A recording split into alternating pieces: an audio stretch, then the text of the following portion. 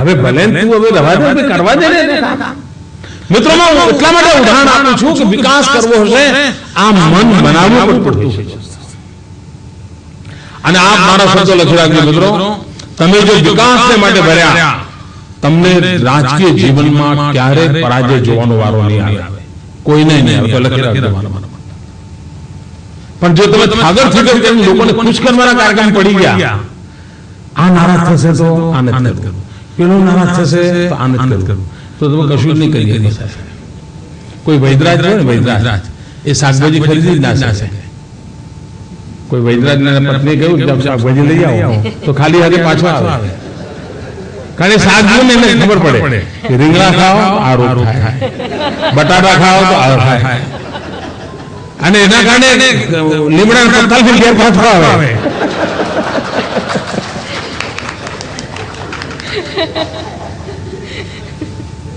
તો મિત્રો કરવા પડે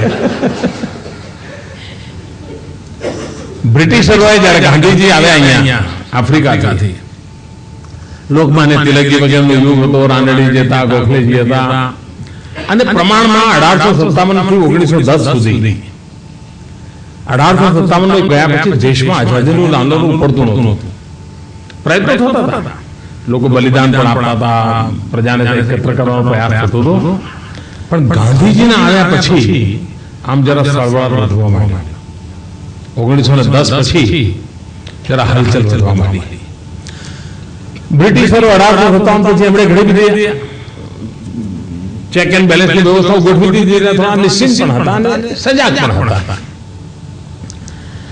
ગાંધીજી 7-8 વર્ષનું હિન્દુસ્તાનનું ભ્રમણ આ બધું જોયા પછી એમના ત્યાં ચર્ચા ચાલી ગઈ આખરે આઈટમ શું છે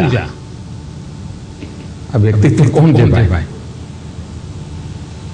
બ્રિટિશરોમાં જે ચર્ચા હતી બહુ મહત્વપૂર્ણ ચર્ચા હતી મિત્રો એમણે કહ્યું હિન્દુસ્તાનમાં કોઈનાથી પણ જો ડરવાનું હોય ને તો ગાંધીથી ડરવા જેવું છે બાકી આ જેટલા લોકો છે ને બધા એને બહુ ચિંતા ના કરો પહોંચી વળી પણ આ માણસને નહીં પહોંચાય અને એનું કારણ શું ખબર છે એ કારણમાં તાકાત નથી છે મિત્રો બ્રિટિશરોએ જે કારણ શોધી કાઢ્યું કે ભાઈ આ માણસ એટલા માટે ડરવાનું કારણ કે એને કશું ખોવાનું જ નથી આ ગાંધી એવો માણસ છે જેને કશું ખોવાનું જ નથી મિત્રો જેને કાંઈ ખોવાનું નથી હોતું ને એ બધાને ભારે પડતો હોય છે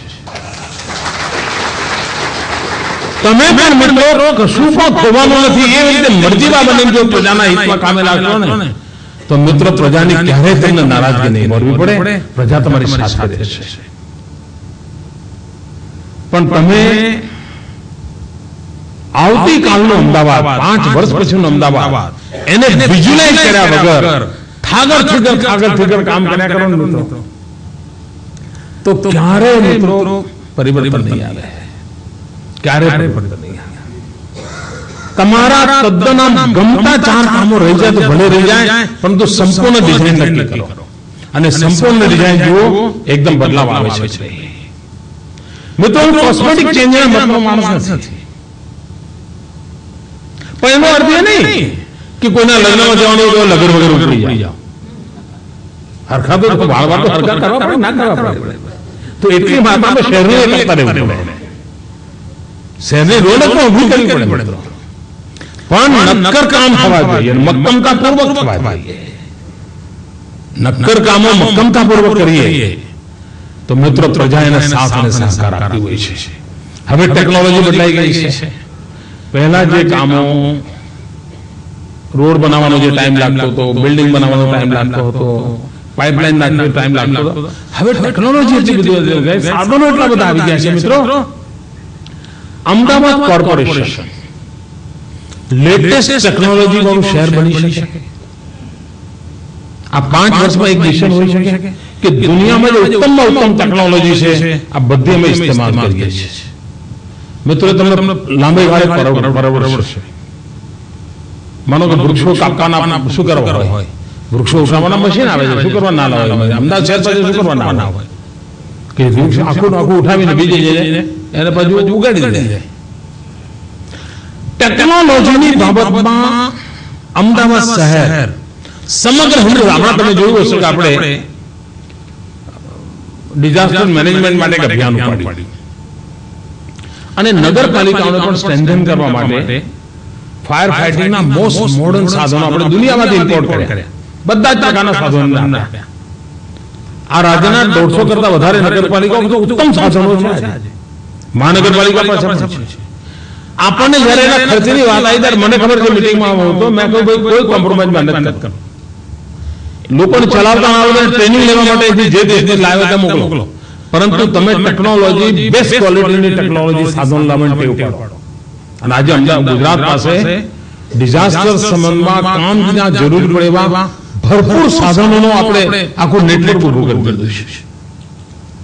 એવા દરેક ક્ષેત્રમાં મિત્રો ટેકનોલોજી આજે આગળ નીકળી ગઈ છે. આપણે હિંમતપૂર્વક ટેકનોલોજી ઉત્તમ લાવવાની કોશિશ કેમ નથી કરતા? હવે તમે ઉત્તમ ટેકનોલોજી લાવશો, બીજા છાપામાં ચોખ્ખું આવશે કે પેલો માલ 50 માં મળતો હતો અને 80 થી 70 વાળો કેમ લાવ્યા. મિત્રો આવા ચોખ્ખા બનાવ્યા કરે, ચિંતા ના કરતા, પણ સાચું કરવાનું. અગર ઉત્તમમાં ઉત્તમ ટેકનોલોજી લાવવા માટે 70 ખર્ચવા પડે તો 50 માં ગમે તેવી ટેકનોલોજી લઈને છાપાના ચોખ્ખાથી બચવાની કોશિશ ના કરતા મિત્રો, એનાથી કોઈ ફરક પડવાનો નથી. ચૂંટણી હારવાની તૈયારી સાથે કામ કરવું જોઈએ. વોર્ડનો કોર્પોરેટર હારતો હતો એ હારું, અને આખું શહેર હારતો હતો તો પણ હારું, પણ આ શહેરને હું હારવા નહીં દઉં. એ મક્કમતા સાથે જો કામ કરીએ તો મિત્રો શહેર જીતી જશે.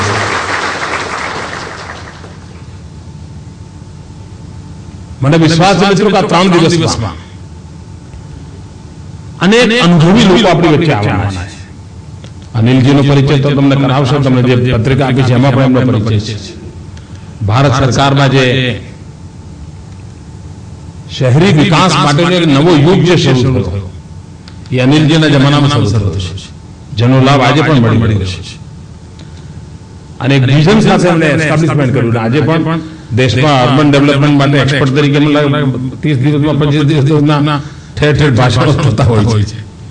આવા એક્સપર્ટ લોકોને અહીંયા બોલાવ્યા છે.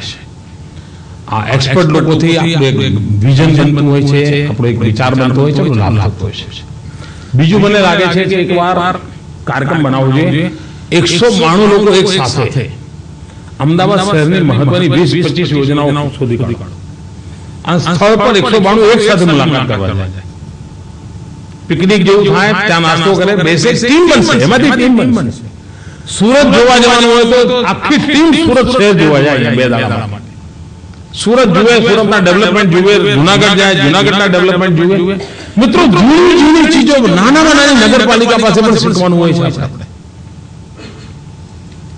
અને આપણે શીખવું જોઈએ.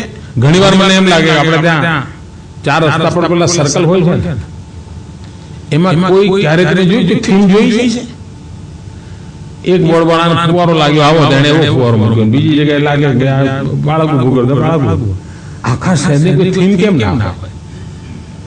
આપણા દેશની ઓળખ એવી ચીજો કેમ ના હોય? પણ કેમ એવું થાય છે? તો ત્યાં જે બેઠું એના બોર્ડનો જ વિચાર કર્યો અને પછી બજેટમાં ફિટ કરવાનું, ગમે તેવું કુમળું મૂકી દીધું.